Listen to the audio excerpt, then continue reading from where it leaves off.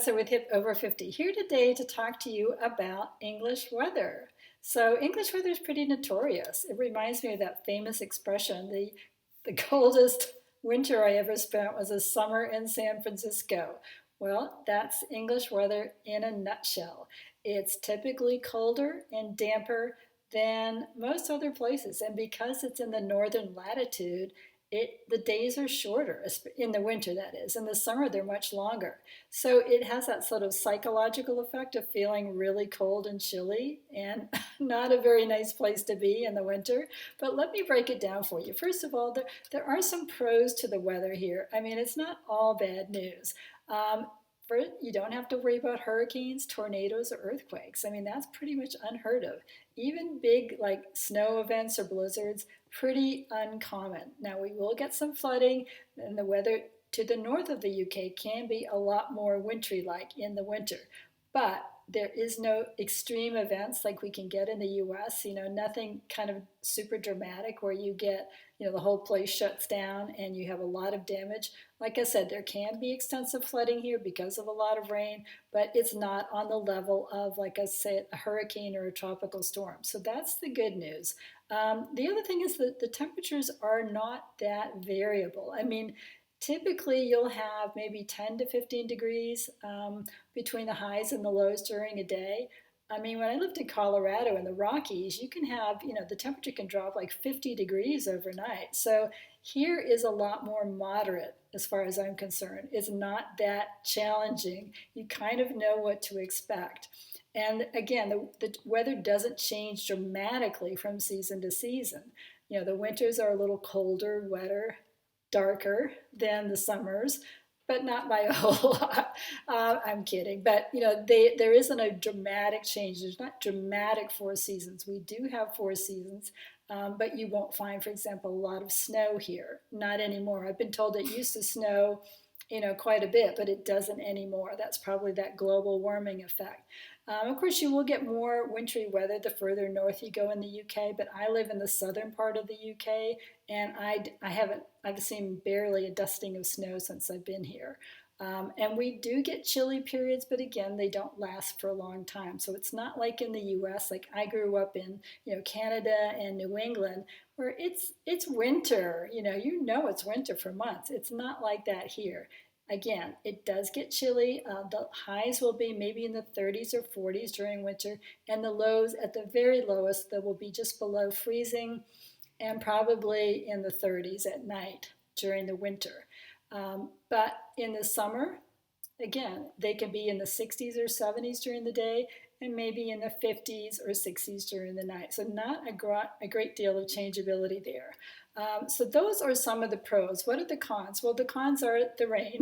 I mean, let's face it, that is what England is known for. It doesn't rain all the time, but you have to be prepared that it will rain. Again, it's really unusual to get really extreme storms. I mean, I've been through some really hellacious, tropical storms and rain in Texas and in Florida. It doesn't get like that here. I mean, you will have periods of heavy rain, but usually it's a soft rain or it's a mist, or it's like you think the sun is out, but really it's actually raining. So it's a lot damper and a lot more humid, which is why plants love it. I mean, it's a great place to grow anything you want to because the plants just love it. It doesn't get that really cold, cold, cold that kills them off, and it doesn't get super hot. So a lot of varieties of plants just absolutely love it here.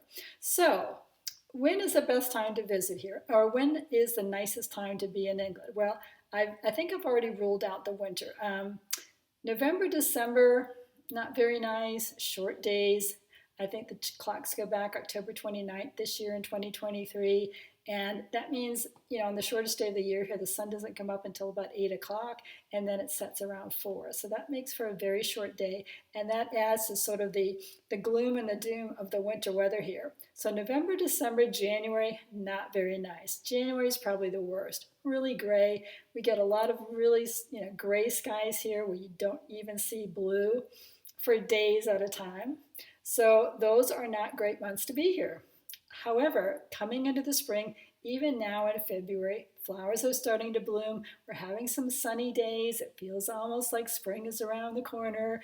And that is kind of, that's the beauty of it here, is that spring comes fairly early and then it lasts all the way into May. It's everything starts getting green, all the rhododendrons and the roses start coming out. It's really beautiful. And it's also a great time to visit, like April and May, if you exclude the Easter holidays, which are going to be very busy, is a wonderful time to visit here. Now you would think June, July, and August, those are typically summer months. That's when the kids get out of school, at least in the US, and you think, hey ho, it's summertime. It doesn't happen that way here. Yes, you will get spells of warm, sunny weather, but it will not be consistent. You can't count on it. That's the thing I want you to know. You can't count on it being sunny and warm. I've been here in August. We came over from Colorado and they just had a heat wave. And I thought, great, I'll bring my summer clothes over. It was like in the 60s for the rest of August. So there is no guarantee you're going to get hot, sunny weather. Yes, you may have a sunny spell. We had a great little sunny spell last summer. It was like warm and sunny for 2 weeks, and people were moaning and groaning here because they can't handle it if it gets over 70 degrees. By the way, I talk in Fahrenheit because I still can't get my head around centigrade. So that, just so you know. But, we had a hot sunny spell and everybody was moaning and groaning about it because typically there's not a lot of air conditioning here and people, these old cottages and whatever houses aren't set up for air conditioning. So but that's a pretty rare occurrence when we have a hot spell like that. And again, by hot, it was in the lower 80s or possibly mid 80s. But for me, that's just like, that's nothing. So if you're coming from, I think a lot depends too.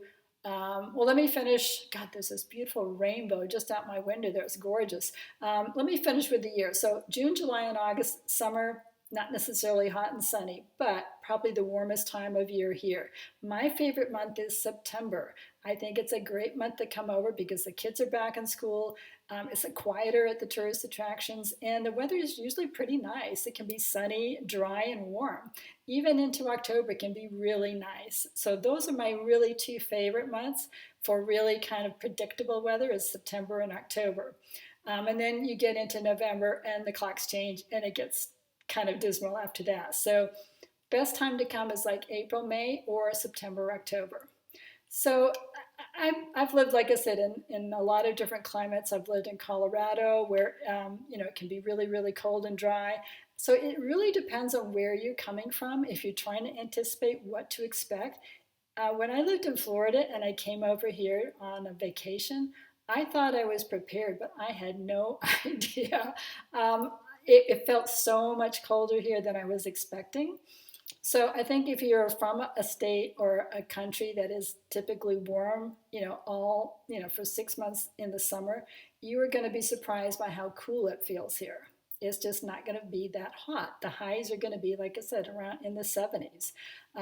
So I think, and it won't get dramatically colder at night, but it'll never get kind of where the heat builds up and just stays that way for weeks and weeks at a time. It just doesn't do that here, and there'll always be kind of a cool breeze coming off the coast. So I think you just have to be prepared with lots of layers.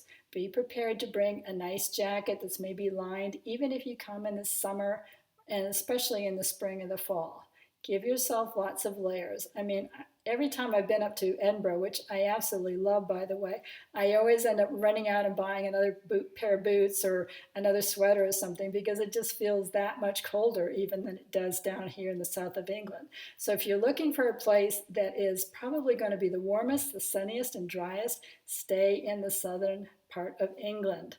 That is anywhere from Cornwall and Devon are the warmest spots, probably in Dorset, but also along the coast of Sussex. I think Eastbourne has been called the sunniest place in the UK, but all along that southern coast is going to feel a lot more warm to you if you're used to a warm climate. So I hope that was helpful. If you have any questions at all about the weather, I'd love to answer them and put them in the comments below. If you like this video, that's great. If you want to subscribe, even better. And thank you so much for watching. I really appreciate it. I will talk to you soon. Bye for now.